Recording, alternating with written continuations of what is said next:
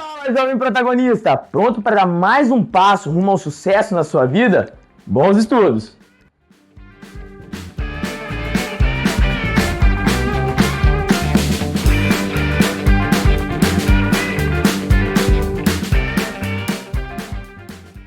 Desse tema de transformações químicas.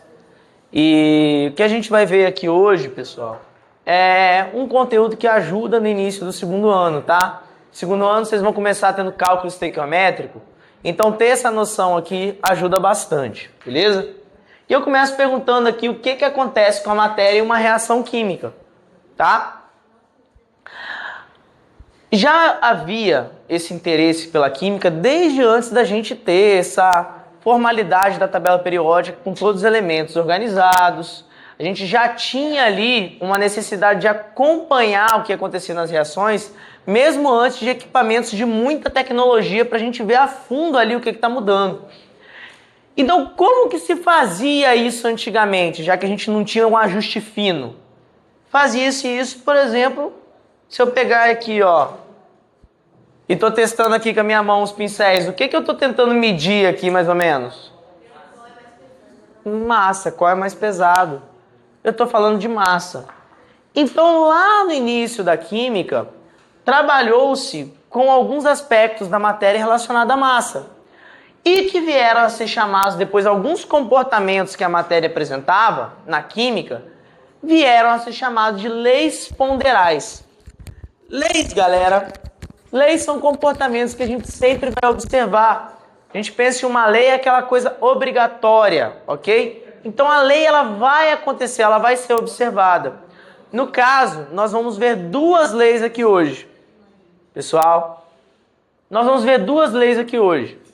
Lei de Lavoisier e lei de Proust, tá? A de Lavoisier, provavelmente vocês já ouviram falar no ensino fundamental, que é aquela lei que fala assim, na natureza, nada se perde, nada se cria, tudo se transforma. O que Lavoisier estava falando aqui, essa lei também é conhecida como lei da conservação das massas. É que a matéria ela não vai vir do nada e ela não vai deixar de existir. Então, numa reação química, para algo passar a existir, para um novo produto, a gente viu que um fenômeno químico surge, uma nova substância, ela não vem do nada, ela vem de alguma coisa. Então, o produto ele vem do reagente. E essas massas, elas são conservadas. Por exemplo, aqui, ó. Aqui na formação da água, tá? O hidrogênio, ele tem uma unidade de massa atômica. Mas quantos hidrogênios eu tenho aqui no H2? Ah? Eu tenho 2 aqui, mas eu tenho quantas moléculas de H2? 2. Então eu tenho 2 vezes 2, não é? 2 vezes 2 vai dar quanto, gente? 4. Então, de hidrogênio aqui eu tenho uma massa de 4.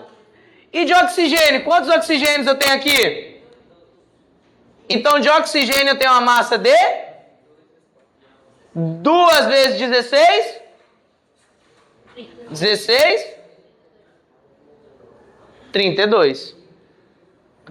Então, os meus reagentes, eles têm 4 e 32.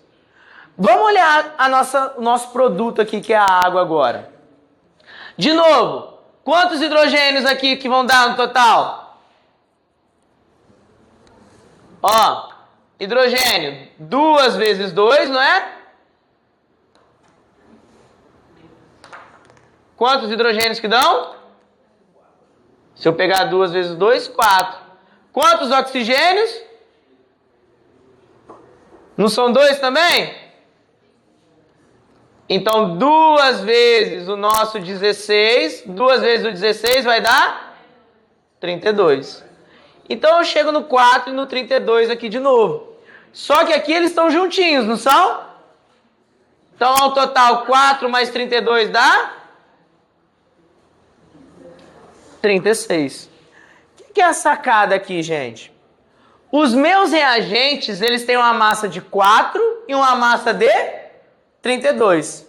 E meu produto, ele tem uma massa de 36. A sacada é isso aqui, ó. A massa, ela foi conservada. Os reagentes, se eu somar, eles pesam quanto? 36. E o meu produto tem exatamente 36. Então a massa que eu tiver no reagente é a massa que eu tenho que ter no meu produto e vice-versa. Por isso que é a conservação da massa. E nada está se criando, nada está se perdendo. Eu só estou transformando as coisas aqui. Deu para pegar a ideia, gente? Foi? Foi? Isso é muito útil para cálculo estequiométrico, tá?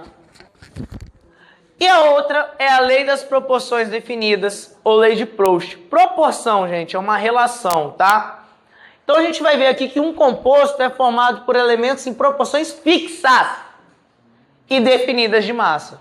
Então a quantidade, se eu tenho uma substância, a água, galera, ela vai ser formada sempre pelos mesmos elementos. E ela vai ter sempre a mesma relação de massa. Então, por exemplo, a gente viu a água aqui, ó. De hidrogênio, se eu pegar em termos de mol, vocês vão aprender esse conceito nas primeiras aulas do segundo ano. É o próximo conceito que vocês tendem a ver. Se eu pegar 2 gramas de hidrogênio, eu sei que eu tenho 16 gramas de oxigênio. Então aqui, gente, por exemplo, eu falei para vocês, ó. Aqui eu vou ter 2 de hidrogênio e 16 de oxigênio. 2 de hidrogênio, 16 de oxigênio. 2 de hidrogênio, 16 de oxigênio. Essa relação dá quanto? 1 para 8.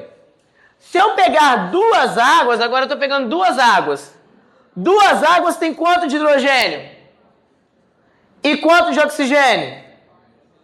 32.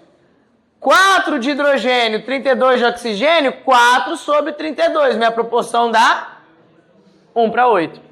Então a proporção da massa, ela não vai variar. Mesmo que eu mude a quantidade, a proporção da massa dos elementos naquela substância, ela não varia. Ela é fixa, ela é definida. Isso que é a lei de Proust. Dúvida, galera? São só esses 2 conceitos. A massa se conserva ou a massa dos reagentes é igual à massa dos produtos, soma da massa dos reagentes igual à soma da massa dos produtos, e a proporção das massas de uma substância é sempre a mesma. Beleza? Não, beleza? Beleza?